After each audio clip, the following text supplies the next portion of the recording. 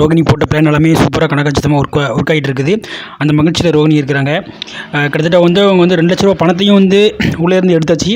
உள்ளேருந்து எடுத்து அவங்க என்ன பண்ணுறாங்கன்னா சிட்டியில் கொடுக்குறாங்க. ஸோ சிட்டி என்ன பண்ணுறாருன்னா, இனிமேல் உங்களுக்கு எந்த பிரச்சனையுமே இருக்காது. ஸோ அந்த பிஏ வந்து உங்கள் வாழ்க்கையில் வந்து குறுக்க வரமாட்டார் அப்படின்னு சொல்லியிருந்தாரு. சொன்னதுக்கப்புறமாட்டு என்ன பண்ணுறாங்கன்னா, ரோஹிணியும் அவங்க ஃப்ரெண்டும் ரொம்ப ஹாப்பியாக வெளியே வராங்க.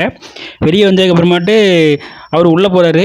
உள்ளே போய் சிட்டிகிட்ட வந்து இந்த மாதிரி பிரச்சனை சிட்டி வந்து என்ன சொல்கிறாரு சொல்லிவிட்டு இந்த மாதிரியே வந்து அவருக்கு வந்து பாதி ஷேர் கொடுத்துருக்காரு.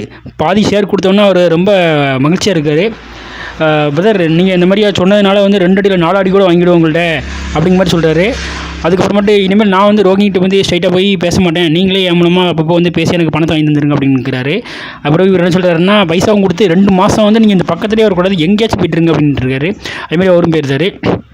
அதுமாதிரி இந்த பணத்தை வந்து அவங்க வந்து காணும் அப்படிங்கிற மாதிரியே வந்து அவங்க அம்மா வந்து தேடுறாங்க. தேடினதுக்கு அப்புறமேட்டு வந்து ரோஹிணி மேலே ஒரு டைம் வந்து சந்தேகப்படுறாங்க.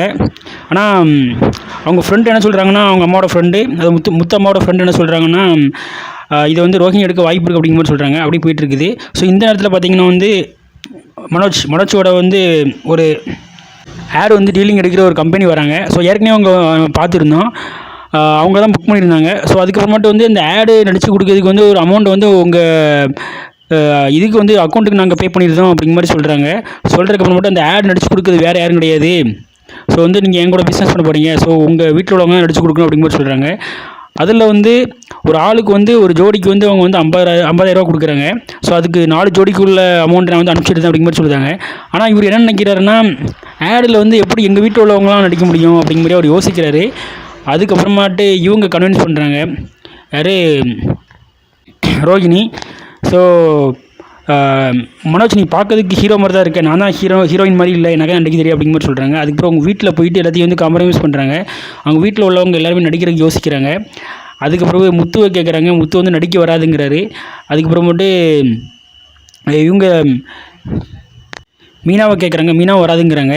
அதுக்கு வந்து அவங்க அம்மா சொல்கிறாங்க, முத்தோட அம்மா, உங்கள் ஃபேமிலி வந்து ட்ராமா ஃபேமிலி தானே அப்படின்னு முத்துவோட மனைவியை பற்றி சொல்லியிருந்தாங்க. இதனால் வந்து முத்து டென்ஷனாக இருந்தார். ஏம்மா, உன்னோடையே நடிக்க தெரியாது, நீயே அப்பாட்ட நடிச்சுட்டு தான் இருக்க, உன்னோட நடிக்க தெரிஞ்ச ஒரு ஆள் இந்த உலகத்தில் இருக்க முடியுமா அப்படிங்கிற மாதிரி சொல்லியிருந்தாரு.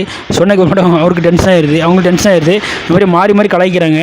அப்போ எல்லாருமே ஒத்துக்கிட்டாங்க. ஒத்துக்கிட்டதுக்கு அப்புறமேட்டு என்ன பண்ணுறாங்கன்னா வந்து நடிகைக்கு இது பண்ணுறாங்க. ஸோ இந்த சமயத்தில் பார்த்திங்கன்னா, அதாவது ரோகிணி என்ன பண்ணுறாங்கன்னா, நம்ம ஒர்க் அவுட் பண்ண பிளான் எல்லாமே ஒர்க் ஆகுது அப்படிங்கிற மாதிரி ரொம்ப சந்தோஷத்தில் இருக்கிறாங்க. அதுக்கப்புறமேட்டு வந்து பைசா இன்னும் எக்ஸ்ட்ரா கிடைக்கும் அப்படிங்கிற மாதிரி யோசிக்கிறாங்க. ஏன்னா அந்த ஆடுக்கு பார்த்திங்கன்னா 50,000 ரூபா வந்து ஒரு ஜோடி கொடுத்துருக்காங்க. இது வந்து மனோஜ் என்ன சொல்கிறாருன்னா, யாருக்கும் காசு கொடுக்க வேண்டாம் அப்படிங்கிற மாதிரி சொல்லியிருந்தாரு. சரி, அப்படின்னா வந்து முத்து வந்து நடிகை கிளம்பி வராங்க.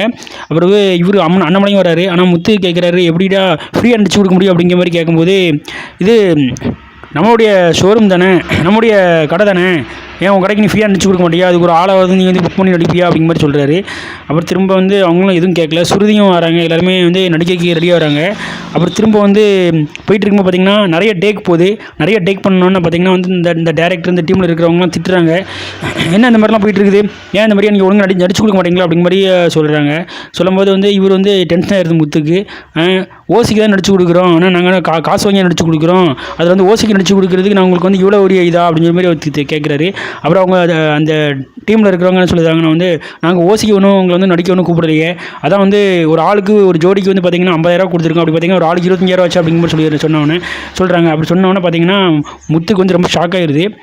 என்னடா அடப்பாவிகளா, இதை ஒரு வார்த்தை கூட நான் சொல்லவே இல்லை அப்படின்னு சொல்லிட்டு எல்லாருமே வந்து மனோஜை பார்த்து முறைக்கிறாங்க. மனோஜ் வந்து என்ன பண்ணணும்னு தெரியாமல் பேக்க முடிக்கிறாரு.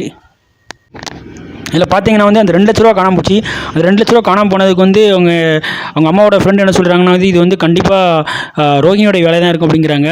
இதில் பார்த்தீங்கன்னா அவங்க அம்மாவோட இதில் வந்து பரதநாட்டிய கிளாஸுக்கு வந்து பார்த்திங்கன்னா வந்து ஒரு லேடி என்ன பண்ணுறாங்கன்னா வந்து அவங்க பொண்ணை வந்து சேர்க்க வராங்க. அவங்க பார்த்திங்கன்னா வந்து ஒரு போலீஸ் தான். இவங்க வந்து இந்த மாதிரி பதட்டமாக இருக்கும்போது அவங்க என்னன்னு கேட்குறாங்க. இந்த மாதிரி விஷயத்தை நடந்த விஷயத்தை சொல்கிறாங்க. அப்புறம் நானும் ஒரு போலீஸ் தான், அப்புறம் நான் வந்து கண்டுபிடிக்கேன் அப்படிங்கிற மாதிரி சொல்கிறாங்க. எப்படி கண்டுபிடிக்க முடியும் அப்படின்னு கேட்கும்போது வந்து, நீங்கள் யார் மேலே டவுட் பண்ணுறீங்கன்னு கேட்கும்போது இந்த மாதிரி அவங்க பேரை சொல்கிறாங்க. அப்புறம் இன்னொரு பார்த்திங்கன்னா அவங்க அம்மாவுக்கு வந்து முத்தோட அம்மாவுக்கு வந்து மீனா மேலே தான் சந்தேகம். ஆனால் மீனா வச்சு இது பண்ணும்போது, மீனா தான் வந்து அன்றைக்கி வந்து சாப்பாடு கொடுக்க வந்தாங்க.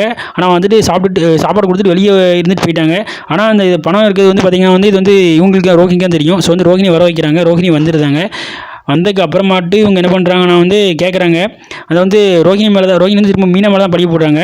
பார்த்துட்டே இருந்த அவங்க போலீஸ் ஆஃபீஸர் வந்து கண்டுபிடிச்சிருந்தாங்க. உடனே என்ன போலீஸ் ஆஃபீஸர் என்ன சொல்கிறாங்கன்னா உண்மையை ஒத்துக்கோ இல்லைனா நீ ஜெயிலுக்கு போயிரு அப்படின்னு சொல்கிறாங்க. இதனால் பார்த்தீங்கன்னா ரோஹிணி வந்து பேந்த முடிக்கிறாங்க.